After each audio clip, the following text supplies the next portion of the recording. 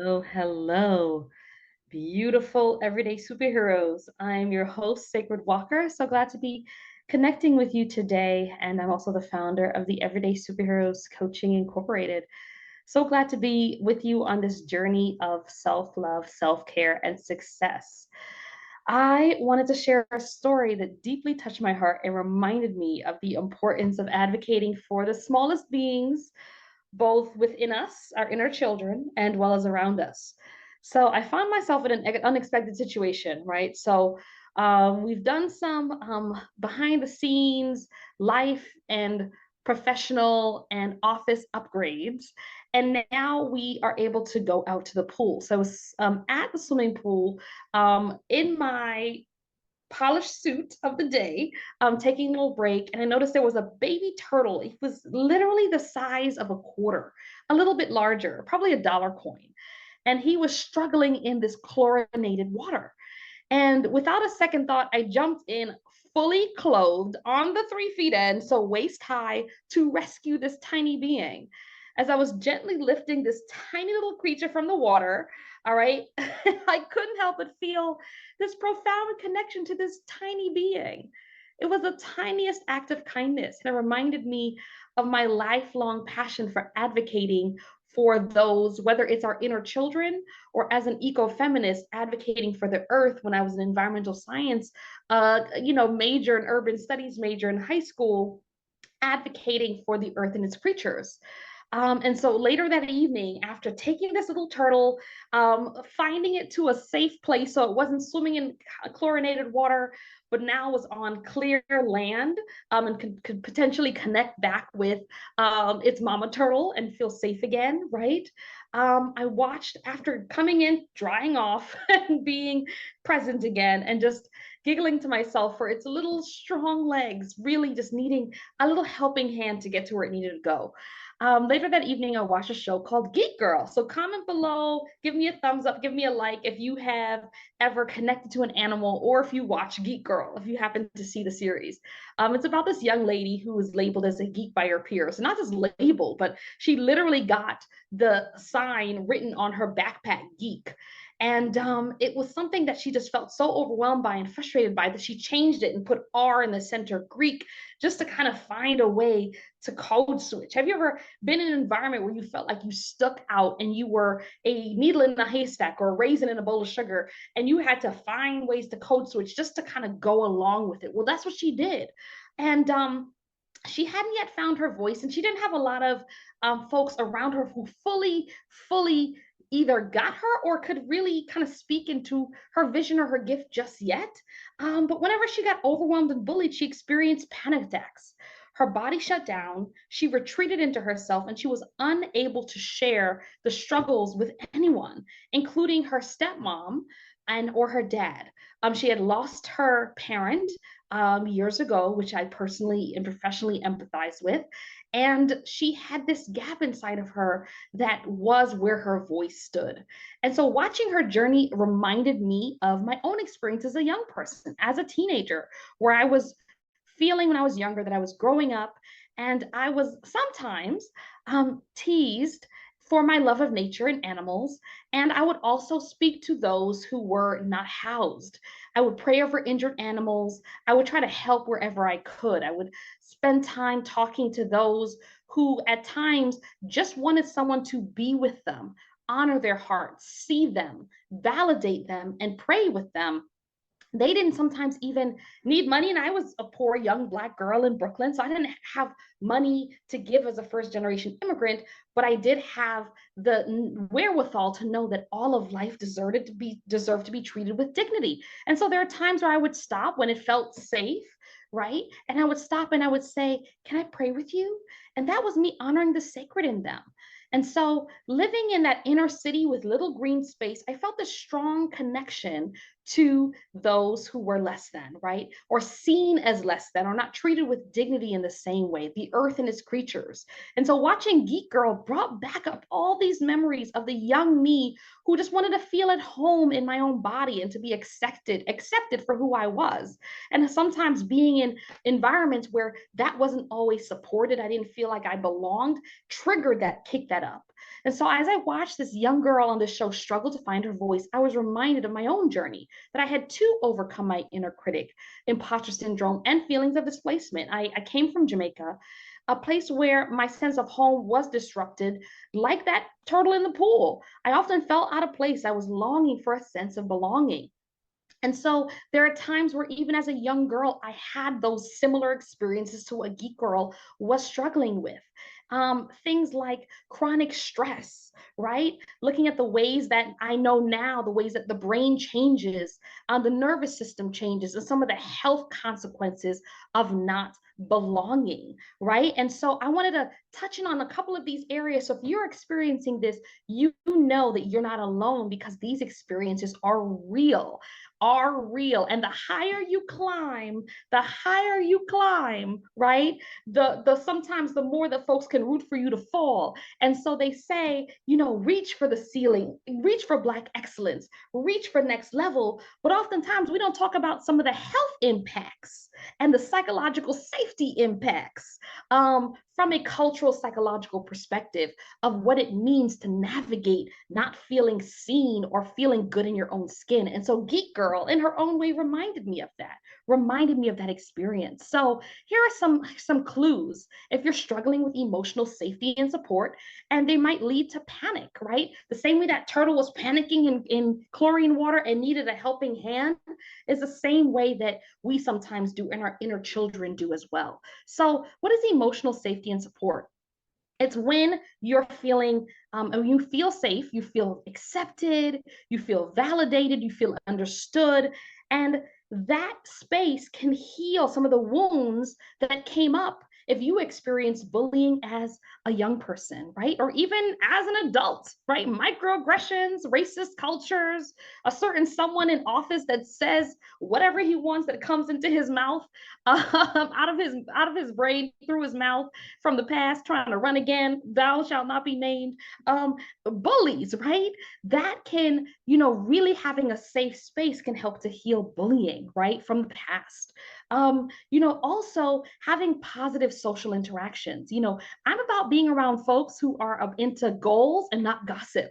And sometimes having the positive experiences of building trust, having stronger social skills, getting matched with a coach or a therapist, say within our company, to foster those connections, or even joining our upcoming Piece to Profit launch, where you get to build positive connections with other visionaries, other visionary women, other executives of color who are about launching their goals and go getting it and enhancing their well-being versus gossiping, right? Really building can help to heal feelings from the past to the present around isolation.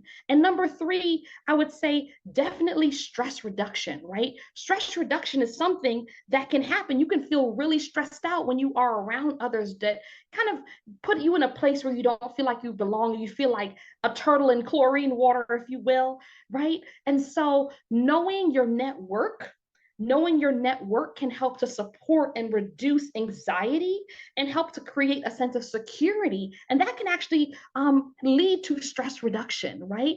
So there are many things that can. I'm going to give you two more.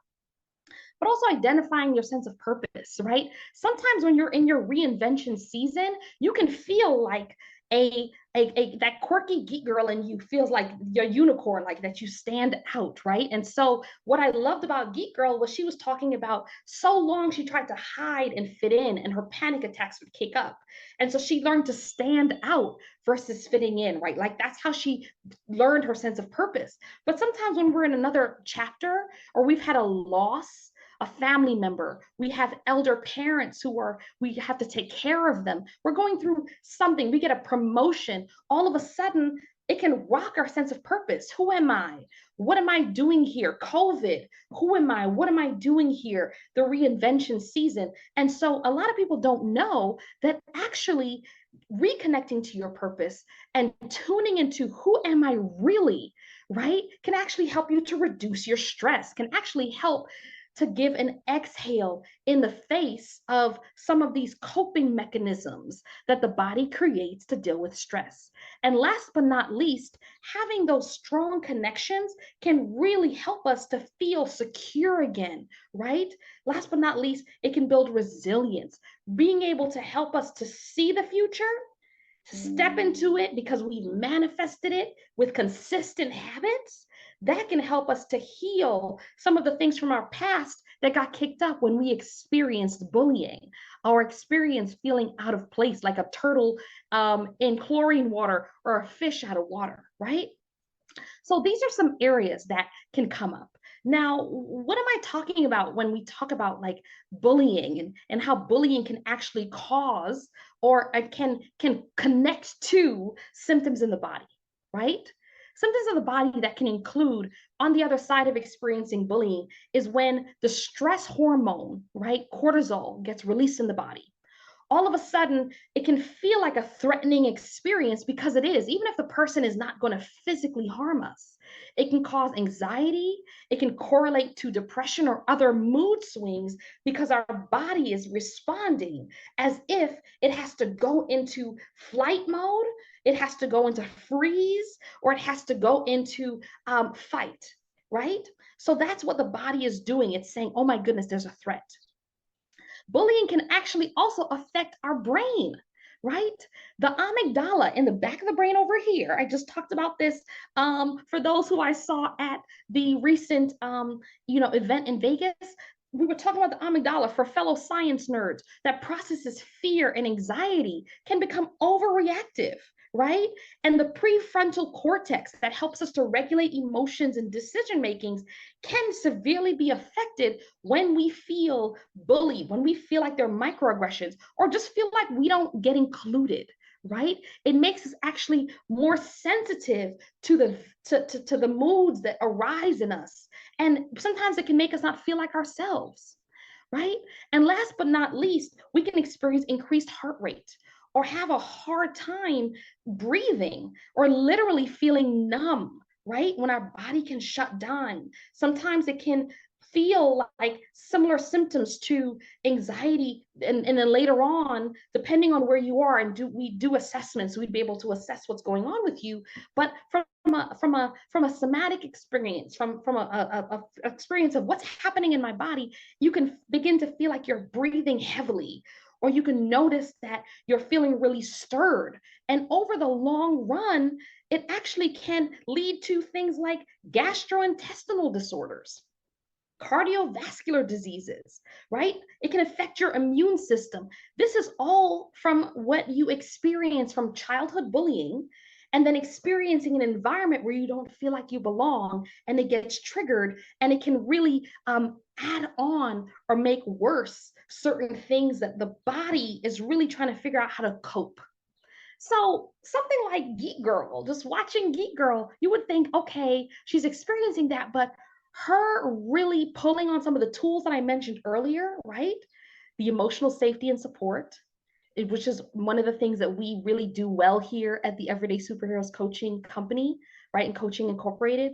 Social interactions through our group coaching programs, having stress reduction through our e-learning course where you implement stress reduction, identifying identity and purpose, right? Through our program, you're going to be able to reconnect to your purpose and reconnect to the reinvention in you, resilience building, because you have a tribe of folks who are about goals and go-getters versus about gossip, right? We support you to take care of your self-love and self-care and prioritize that while you go get you that success.